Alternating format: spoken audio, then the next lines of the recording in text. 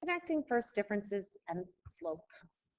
The slope of a line is represented by a lowercase m, and it indicates a vertical change divided by a horizontal change, or a change in the dependent variable divided by a change in the independent variable.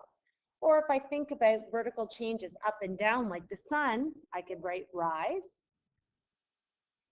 And if I think of horizontal changes, a sprinter running across the grass, I could think of it as run, so the slope would be rise over run. Rate of change, constant of variation, and variable rate all mean a slope. If I look at the relation shown in the graph below, and I want to find its slope, the first thing I need to do is find two nice points. So I'm going to pick 2 points there and there. And I need to look at what happens. When I'm going to draw a little triangle to represent what's occurring. And I can see I moved 1 to the right, so I increased my x value by 1. And then I increased my y values by 2. And if I want the slope of that, keep in mind slope is rise over run. The rise was positive 2. The run is positive 1. So the slope is 2.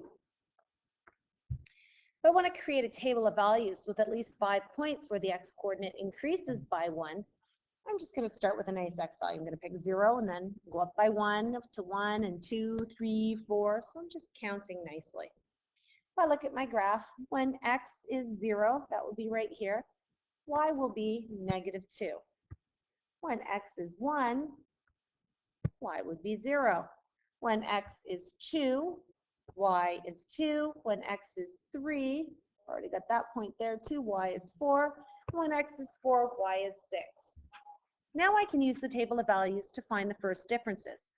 Remember, first differences have to increase or decrease by a constant for the independent variable, and I already forced my x values to increase by 1.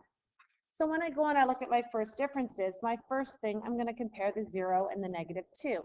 And it has to be what happened when I went from negative 2 to 0. The change was an increase by 2. I did 0, subtract negative 2, which becomes positive 2. The next time, I'm still increasing by 2. If I look, I would write that as 2 subtract 0 is 2. The next one would be 4 subtract 2, which is 2. And finally, the last one would be 6 take away 4, which is 2. Now, the first differences are constant, so that again reinforces that we are working with a linear relation. But our first differences are 2, and what do you notice about the slope we had? That's right, they're both 2. They're equal. Are first differences always equal to the slope? Let's take a look at this graph. I want to plot the point negative 2, 5, and then another point negative 1, 3, and another point at 0, 1, and another point at 1, negative 1, and another one at 2, negative 3. Oh, lots of points there. I'm going to draw a line through them. And I need to find my slope. So I went up 2 and left 1. So my slope is rise over run. And my rise was positive 2.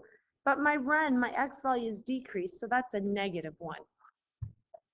So I have my table of values. My slope was positive 2 over negative 1. Let's double check. Because I'm pretty sure now, we already know that slope and first differences were the same, right? Let's test it out and make sure we're right. So we're going to do 3 take away 5, which is negative 2. Then I'm going to do 1 take away 3, which is negative 2.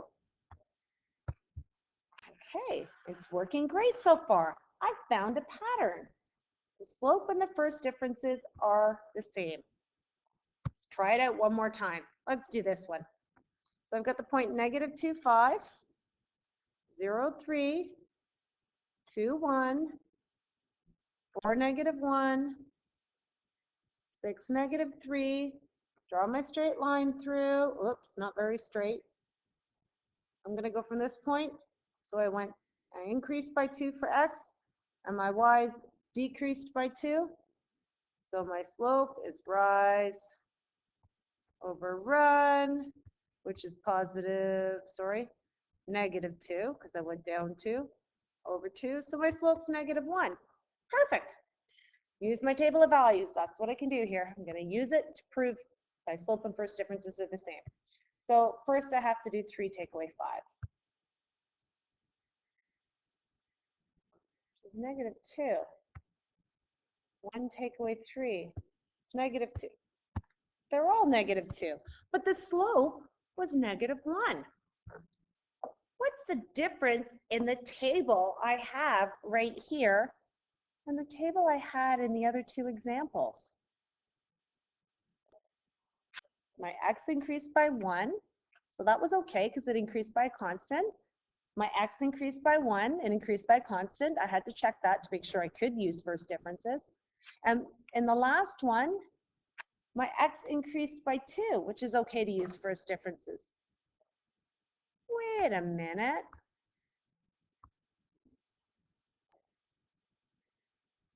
Why aren't they the same? Think about this. And we'll talk about it tomorrow.